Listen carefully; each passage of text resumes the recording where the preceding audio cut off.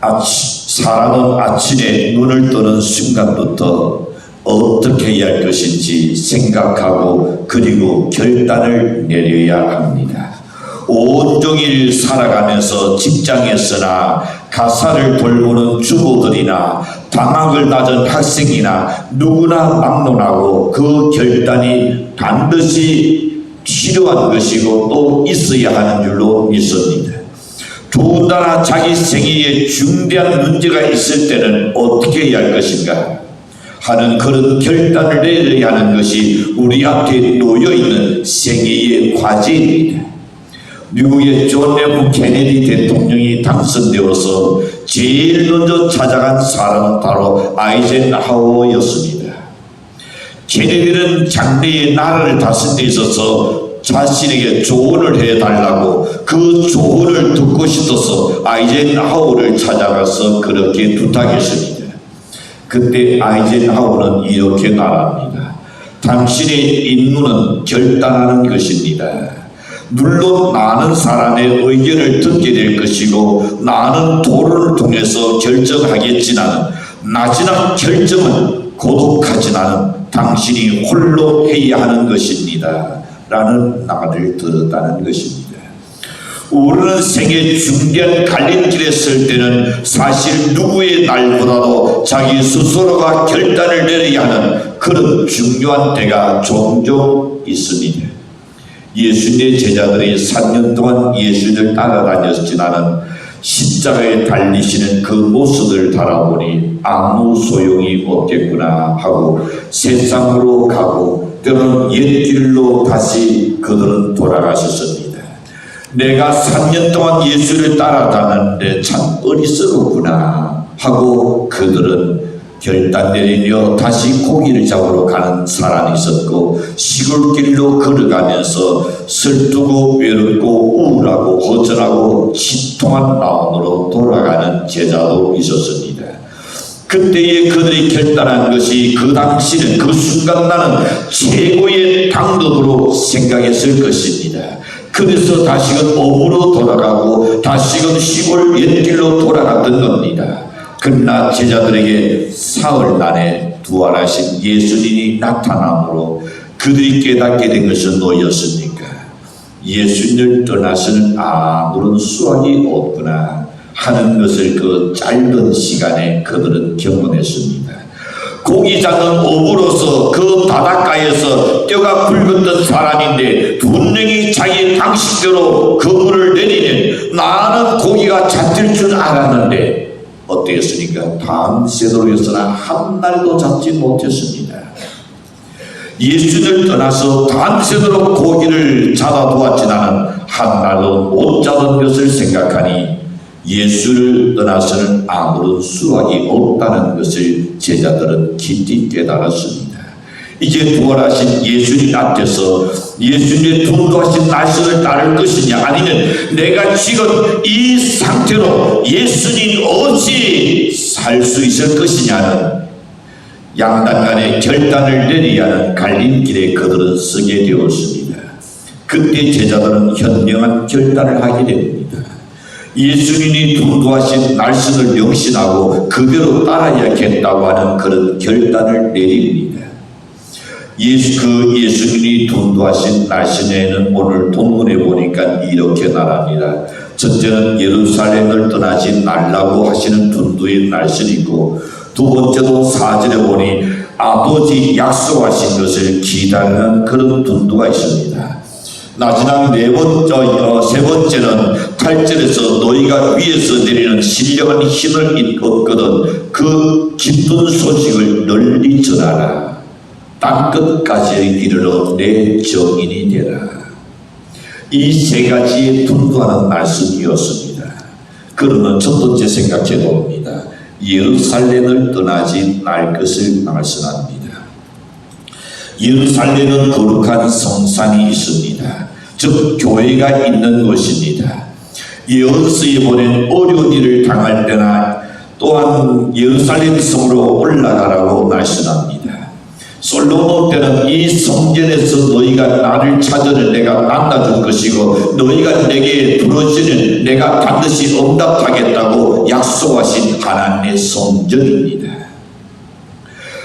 제자들이 장차 큰 환난이 있고 핍박이 올 것을 주님은 아신 것입니다. 그래서 예루살렘을 떠나지 말고 즉 교회를 떠나지 말라고 당부하셨습니다. 그러나 환난이나 핍박이 문제가 아닙니다. 우리에게 어떤 시련이 오는 것이 문제가 아닙니다. 우리에게 고통이 오는 것이 문제가 아닙니다. 우리의 가정에 여러 가지 대소사 속에서 어려움이 있는 것이 문제가 아닙니다. 문제는 뭘까요? 그것을 이기고 나가는 힘을 구하기 위해서 예루살렘을 떠나지 말라는 겁니다. 자, 바람이 부는 것은 여러분 크게 문제가 되지 않습니다. 바람은 자연적 도로에서 서에서 불고 서에서 동으로 불 수 있고 남에서 북으로 북에서 남으로 불 수 있는 겁니다. 그러나 바람을 어떻게 타고 날아가는 것이 가장 문제입니다. 새들을 보십시오. 새들은 이것을 이용합니다. 바람을 이용해서 하늘 높이 올라가는 것이 바로 새들입니다. 요즘 여름철에 바닷가에 보시는 서핑보드를 하고 있습니다. 그들은 무엇을 이용합니까? 바람을 이용하는 겁니다. 자기의 재주가 중요한 게 아닙니다. 농축한 솜씨가 중요한 것이 아닙니다. 바람 한 점도 없다면 아무 소용이 없습니다. 야, 오늘은 할 것 끝났다. 그냥 젖고 집으로 가자 그럴 겁니다. 그러나 그들에게 바람이 일 때에는 엄청 기도합니다. 바람과 동시에 파도가 일어납니다. 그 파도를 타는 그 즐거운 그 짜릿한 날, 그것을 그들은 바람을 이용하게 되죠. 그래서 오른쪽으로 왼쪽으로 자유자재롭게 자기의 묘기를 부리는 것을 모르는 볼 수 있습니다. 여러분, 마찬가지로 성도들은 세상을 살아가면서 환난이나 핍박이 무서운 것이 아닙니다. 이것을 이겨낼 수 있는 위에서 내려오시는 놀라운 힘을 받을 때에, 그럴 때에 세상을 이겨나갈 수 있고 견디어 나갈 수 있고 어떤 상황 속에서도 잘 다스리고 나갈 수 있게 되는 줄로 믿습니다. 예수님께서 예루살렘을 떠나지 말라는 것은 교회를 떠나지 말라는 말씀입니다. 그러므로 성도들은 신앙생활에 있어서 승리의 비결은 교회와 연관성을 잘 맺어야 할 줄로 믿습니다. 교회와의 연관성이 잘 맺을 때에 놀랍고 신기한 역사가 나타나고 능력을 얻게 되는 줄로 확신합니다. 야곱이 어머니를 졸졸 따라다니는 야곱이었습니다. 그러나 어머니를 졸졸 따라다니 어떤 것을 얻었습니까? 장자가 되는 비밀을 그는 알았습니다. 오늘날로 말하면 그는 마침내 재물이 되는 비결을 발견했던 겁니다.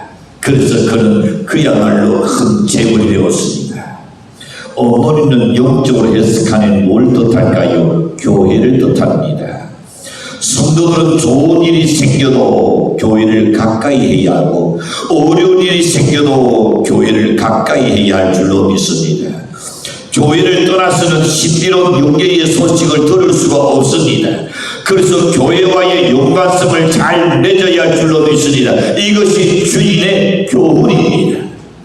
주님께서 교회를 떠나지 말라. 교회 떠나는 나 지금 연에서 이 실이 끊어진 것과 똑같은 겁니다. 우선 연에서 실이 끊어지는 연은 잘 나를 겁니다. 아, 자유롭다. 내가 해당했다. 이제는 자유롭게 내가 날 수 있다. 그러나 얼마 가지 않아서 어떤 년은 나무가지 걸려서 대롱대롱 하다가 이리 지키고 저리 지킬 수밖에 없습니다. 어떤 년은 바람이 없으니 갑자기 땅에 추락하는 순간에 그리고 자동차가 그를 달려버립니다. 동시에 쓰레기통에 썰어서 불태워버릴 겁니다. 우리가 하나님의 교회를 떠나는 우리의 인생이 그와 무엇이 다를까가 말입니다.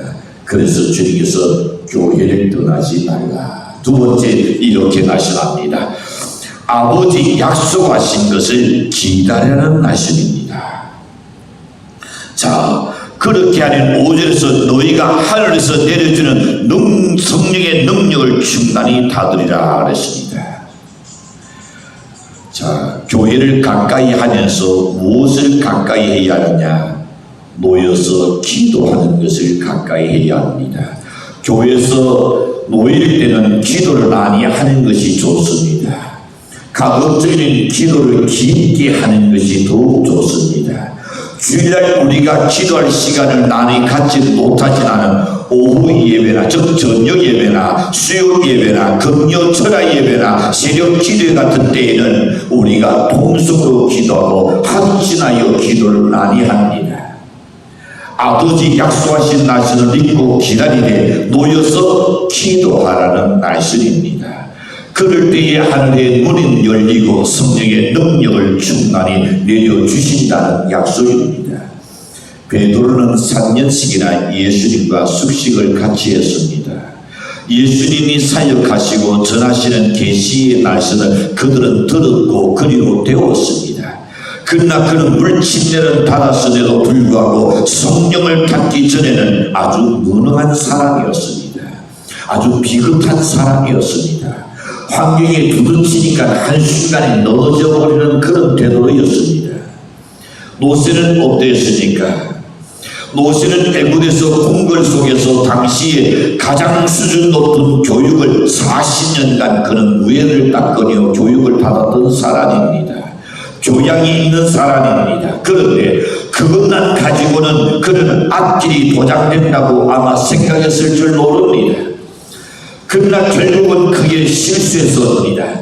살인자의 오명을 남게 되었습니다. 사람들의 눈을 피해서 살 길을 찾아 아무런 신앙도 아무런 계획도 아무런 꿈도 아무런 소망도 없이 광야로 도망치다가 양치는 녹동의 생활을 하면서 자기의 과거, 자기의 희망, 자기의 꿈을 생각하며 내가 애굽의 궁궐에서 잘했다면 지금 저는 왕자에 오르지 않았을까?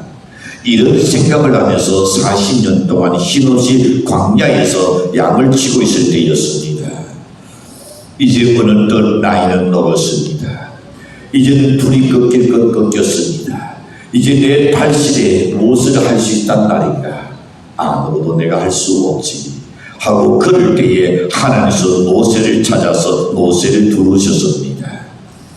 모세에게 하나님께서 말씀하셨습니다. 모세의 중심을 보시고 40년의 고난의 세월, 어려운 삶의 고통 속에서 그는 머물러서 진정한 자기의 자아를 발견하게 만들었던 하나님이었습니다. 너희가 희끗희끗하고 나이 탈실이 되었어야 불꽃 가운데서 하나님의 음성을 모세가 듣게 됩니다. 불의 체험을 받습니다. 그로부터 하나님이 자기는 상상할 수 없었던 길로 그를 인도하는 길로 뜁니다. 이스라엘 민족의 지도자에게 남겨주셨습니다.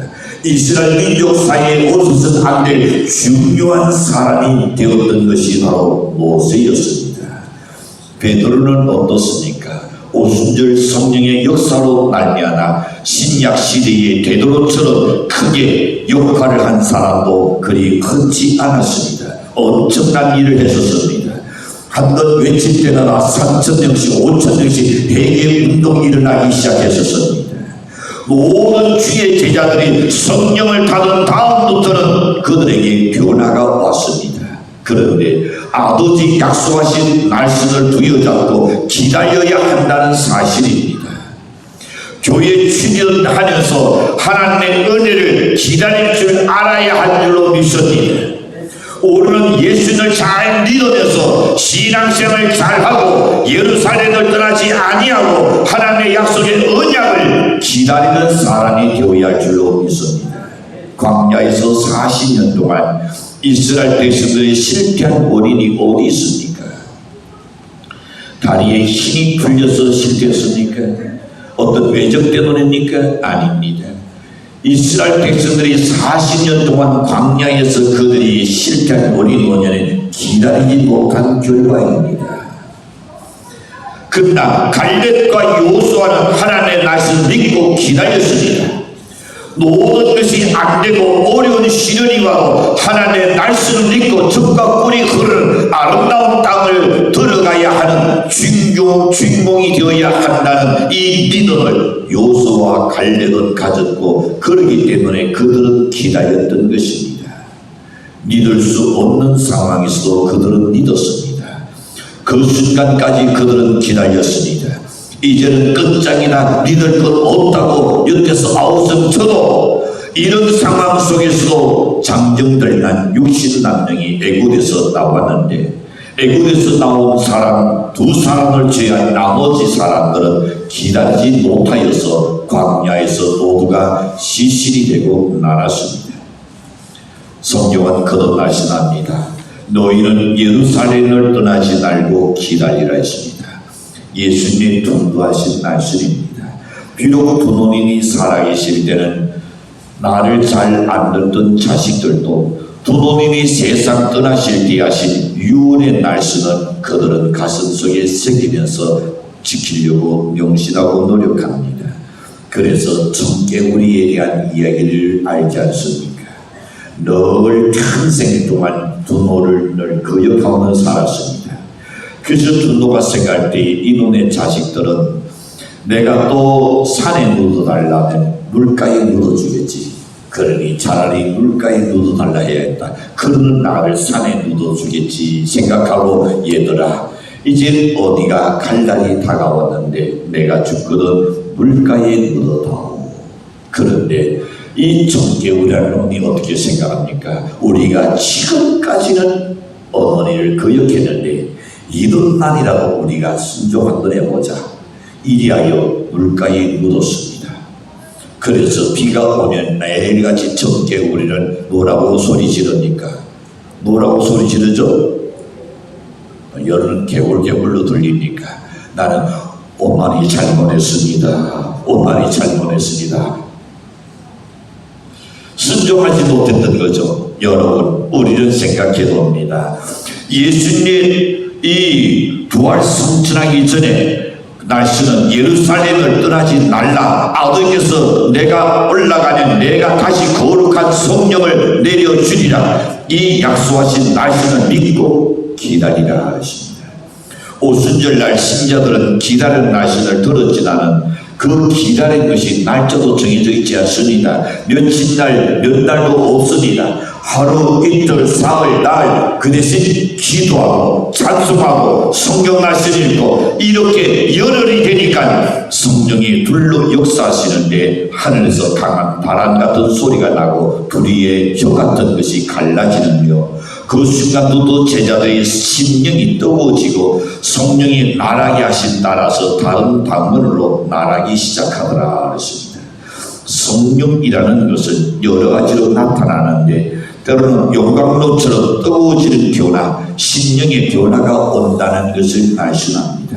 여러분, 예수 믿으면 뜨거워지는 역사, 다시 말하면 지금까지 희대하던 것이 확신이 생깁니다. 지금까지는 여러분 냉랭하던 것에 대한 열정이 생깁니다. 지금까지 의욕 상실됐던 것이 의욕감이 생기기 시작할 줄로 믿습니다. 사실상 외형적인 체험으로도 뜨거워집니다. 몸도 때로는 뜨거워집니다. 그래서 몸이 뜨거워서 애를 쓰는 사람도 없잖아 있습니다. 그 순간에 하나님이 그 사람 몸속에 있는 모든 병을 고침을 받은 사람도 적지 않은 줄로 믿습니다. 사람이 상상할 수 없는 내적인 신비로운 징조가 나타납니다. 몸이 떨리기도 하고 혓바닥이 떨리기도 하고 온몸이 정말 뜨거워지기도 하고, 물론 여러 가지 신비로운 환상을 볼 수도 있습니다. 하나님의 음성을 듣기도 하고 여러 가지 현상이 나타납니다. 또 몸에 고칠 수 없는 고질병에 들었던 사람들이, 불치병에 들었던 사람들이 성령이 그 사람 속에 충만히 임하는 순간에 바로 하나님의 광선이, 성령의 광선이 그 사람 몸속에 어떤 바이러스나 어떤 암덩어리 싹 녹아내리게 하실 줄로 믿습니다. 그런 분들이 참 많이 있어요. 우리 주변에도 변화가 일어납니다. 늘 적절히 낚이고 하는 일이 안 되고 쌓였던 상황이 이상할 정도로 여러분 어려운 상황에 있다가 진정으로 성령에 채워나고 나면 하나님의 인재를 그가 강하게 기억나고 나면 문제가 해결되기 시작합니다. 인생 문제가 술술 풀리기 시작하는 일로 있습니다. 내 머리로, 내 생각으로, 내 경험대로, 내 지식으로 문제를 풀려고 하니 자꾸 꼬여갑니다. 전능하신 하나님의 은혜로 인하여 해결될 줄로 믿습니다. 하나님께 우리가 기다려야 합니다. 하나님께 성령의 능력을 받을 기다려야 할 줄로 믿습니다. 넘어갈래야 넘어갈 수 없는 이 장벽 같은데도 장벽을 넘어갈 수 있는 힘을 하나님 주십니다. 내적인 변화도 오는데 성령이 충만해지면 무엇이 오느냐? 우리 속에 기쁨이 올 줄로 믿습니다. 뭐가 뭔지는 모르겠는데 성령이 인하면 심령이 날마다 기쁨이 와요. 그래서 우리가 기도할 때도 날씬을 들을 때도 찬송을 부를 때도 기쁨이 오기도 하고 때로는 평안한 나온이 생기기도 하고 때로는 나온 속에 방대함이 일어나기도 하는 줄로 믿습니다. 어떤 두려운 사건이 부닥쳐도 나온에 담대해지고 그러면서도 주님 뜻대로 살고 싶어지고 그 순간 나온에 지나간 잘못된 것들이 오르는 내 앞에 거울처럼 비치면서 하나님한테 회개도 하게 되는 줄로 믿습니다. 그런 것이 있으면 뉘우치고 하나님의 말씀대로 살고 싶어지는 강한 마음이 생기죠. 그리고 감사와 감격의 눈물이 쏟아지게 되는 일이 경락이 될 줄로 믿습니다. 누가 기도하라고 하지 않아도 저절로 기도가 나옵니다. 찬송이 저절로 나옵니다. 주님을 계속 찬양하는 능력이 그 속에서 나오게 될 줄로 믿습니다. 이것은 보통 예배 시간에도 나타나지만 자기 혼자 기도할 때도 나타나고 순간순간 합심 기도할 때도 우리는 나타나기도 합니다. 하나님의 성령이 임하셔서 내적으로 변화가 오고 기쁨이 오고 담대해지고 주님의 일이라면 내가 무엇인지 해야겠다는 그런 마음의 움직임이 있을 줄로 믿습니다. 봉사도 하고 싶어집니다. 시간을 드리고 싶어집니다. 마음을 내고 물질을 내고 자기 재능을 내고 뭔가 하고 싶어지는 견딜 수 없는 그런 헌신된 마음이 임할 줄로 믿습니다. 이 모든 것이 성령이 임할 때에 나타나는 증거입니다. 그래서 주님께서 나지막으로 tun도하신 날씬이 세 번째 기쁨을 널리 전하라 하셨습니다. 내가 받은 것, 내가 받은 체험대로 내 기쁨, 내가 얻은 그 은혜를 혼자만 가지고 있지 말고 그것을 전하라는 말씀입니다. 너희 가족에게 전하라 하십니다. 내 이웃에게 전하라 하십니다. 내 친족에게 전하라 하십니다. 최선의 방법으로 모든 이에게 우리는 전해야 할 줄로 믿습니다. 교회에서 많이 쓰는 말이 뭡니까? 선교라는 단어를 많이 쓰고 있습니다. 내 몸이 가지 못하면 우리는 기도라도 해야겠죠. 내가 기도할 줄 모르고 봉사할 줄 모르는 물질로서도 선교할 수 있습니다. 그것도 할 수 없으니 내가 시간을 내서 봉사하라. 이것도 저것도 할 수 없으니 재능으로 봉사하라. 이것이 우리가 해야 할 전도요 선교입니다. 하나님이 축도하실 때에 하나님 은혜를 주실 때에 하나님 성령 주실 때에 그대로 주저앉아 있지 말라는 말입니다. 하나님 은혜 주실 때에 주저앉아 있으니 그 은혜가 그냥 사그러들고 납니다. 그러나 하나님께서 은혜 주실 때에 여기 그 재능에 따라 달란트에 따라 헌신하고 봉사하고 열심히 기도를 나누기 시작하는 그 기도는 백대 천대 남대로 우리에게 다시금 돌아오게 될 줄로 확신합니다. 그런 거로 주님께서 이렇게 말씀합니다. 마태복음 28장 19절과 20절을 보시니 너희는 가서 모든 족속으로 제자로 삼아 아버지와 아들과 성령의 이름으로 침례를 주고 내가 너희에게 분노한 모든 것을 가르쳐 지키게 하라. 이것이 주의 말씀이요 명령입니다. 너희가 가서 제자로 삼아서 가르쳐 둔도한 말씀을 따라서 실천에 옮기도록 하라고 했습니다. 러시아의 최후의 날에 대하여 토스토이가 기록한 것이 있습니다. 그 기록을 볼 때에 러시아의 최후가 얼마나 비참했는지를 잘 알 수 있습니다. 당시 러시아는 황족으로부터 귀속된 모든 국민들이 다 교인들이었습니다. 당시 종교가 국교였기 때문에 대부분이 다 교인들이죠. 예수를 믿지 않으면 취직이 되지 않을 정도였습니다. 예수를 믿지 않으면 정령서 달력조차도 닫지 못하는 그 정도였습니다. 그런데 기독교 황금 시대의 거리에는 성경에 나오는 진행에 따라서 이름을 지어서 장사를 하면서 감탄도 성경 이름 따라서 지었고 음식 이름도 성경에 나오는 식물명으로 따라서 음식을 달았다고 합니다. 그 정도로 기독교 황금 시대가 러시아였습니다. 하나님이 그것을 귀하게 보시고 그들을 축복해 주셨습니다. 교회도 국교가 되어서 헌금을 잘하는 정부에서 세금을 그 사람에게 면제를 줬습니다. 자, 교회 헌금은 많이 늘어났습니다. 당시 교회는 지붕 위에 십자가를 금으로 만들고 예배당 안으로 금으로 장식하고 화려하게 했었습니다. 그러나 진짜 해야 할 것을 그들은 못해버린 겁니다. 교회가 해야 할 일은 뭡니까? 선교하는 일이었습니다. 그렇게 금으로 주장하는 것이 아니라 선교하는 일입니다. 성직자들이 모여서 회의를 할 때마다 싸움닥질하기 시작합니다. 싸우니 그것이 싸움을 가지고 싸움한다니 괜찮겠죠. 나는 복음과 아무런 상관없는 일로 그렇게 했다고 도스토이는 남겼습니다. 축도를 하는데 손을 60도로 할 것이냐 70도로 할 것이냐 아니면 80도로 올릴 것이냐 아니면 90도로 해야 할 것이냐 그것 가지고 싸웠던 겁니다. 성찬식을 하는데 떡을 자를 때에 5cm로 잘라야 할까 6cm로 잘라야 할까 그것 가지고 지금 어느 것이 낫느냐 그걸로서 싸웠던 겁니다. 도도주 양을 적게 하느냐 많게 하느냐 어디 담는 것이 가장 적합하냐 그것 가지고 싸웠던 겁니다.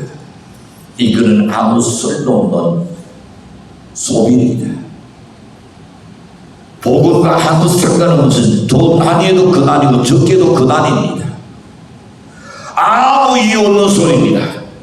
하나님이 축도하시는 대로 선교할 때에는 여러분 내가 너에게 힘을 준 대로 이 기쁜 소식을 복음을 그들에게 전하겠다라는 오늘날 러시아는 찬란하고 빛나는 나라로 그대로 존속했을 겁니다. 자, 그들은 밤낮으로 모였다온 싸움이요 온 백성들은 사치하고 방종하고 죄를 짓고 낭비하고 그래서 결국은 어떻게 되었습니까? 그 턴을 타서 사탄이 턴을 탔습니다. 혁명이 생기면서 이 공산화가 되어버렸습니다. 왕족과 귀족들이 나차에 이 검과 도화를 싣고 산길로 찾아서 영하 40도가 넘는 시베리아로 그들이 피난 갔습니다. 가다가 얼어주고 최후에 남은 사람이 사정 몇 사람과 성녀 몇 사람과 여자는 단 한 명 살았는데 난삭된 여인으로 해산을 하다가 그 여인마저 죽었다. 도스토이가 글을 남겼습니다. 나머지 사람도 다 죽고 금은 도화도 다 쓸모없게 되어버렸습니다. 러시아의 최후의 비참한 모습입니다. 왜 이렇게 되었습니까? 하나님이 복을 주실 때는 복음을 전할 기회를 주셨고 그것 때문에 하나님께서 축복해 주셔서 잘되게 해주시는데 복음을 전하지 아니하고 방종하고 방탕하니까 결국엔 그들은 부끄러운 생계로 나치고 말았던 겁니다. 하나님의 성령의 불을 받아야 마음의 변화가 옵니다. 교만하고 욕심을 부리고 악독과 시기와 질투와 미움과 엄난하고 죄를 짓는 못된 성격은 다 성령의 불에 녹아져야 할 줄로 믿습니다. 그리스도의 새로운 인격 형성이 이루어져야 새 사람이 될 줄로 믿습니다. 이것은 하나님 반드시 함께 하신다는 증거입니다. 축복해 주시는 그것으로 세상에 살면서 우리는 당정하고 죄짓지 말고 땅끝까지 선교하라 기쁜 소식을 전하는데 우리는 사용되어져야 할 줄로 확신합니다. 날선을 낮출까 합니다. 우리는 예루살렘을 떠나지 않는 마음의 중심을 가져야 될 줄로 믿습니다. 오류는 오류일수록 하나님과 더 가까이, 교회와 더 가까이 해야 할 줄로 믿습니다. 기도 많이 해야 합니다. 교회와 연관성을 잘 맺어야 합니다. 신자들이 교회를 자주 출입할 때에 그 신앙이 성장할 수 있고, 신자들이 교회와 멀어지는 신앙이 멀어지고, 멀어짐과 동시에 하나님께로도 충동이 끊어지고 나는 것입니다. 물을 떠난 고기가 죽을 수밖에 없듯이 교회에 떠난 신자는 제 아무리 똑똑해도, 제 아무리 영숙해도, 제 아무리 재벌이 할지라도 어디 될까요? 영육과 관경이 죽을 수밖에 없는 겁니다. 우리는 땅끝까지 복음을 전하고 선교하는 성도가 되어야 할 줄로 믿습니다. 가까운 사람으로부터 놀리는 사람에게 여러분이 다른 복음, 여러분이 지금 믿고 있는 그 신앙, 여러분이 확신하는 내세의 소망을 그들에게 전할 수 있기를 바랍니다. 주님이 기뻐하시는 뜻대로 살다가 주와 됐을 그때에 잘했다 칭찬 얻는 우리 성도들 되시기를 주로 간절히 축복합니다.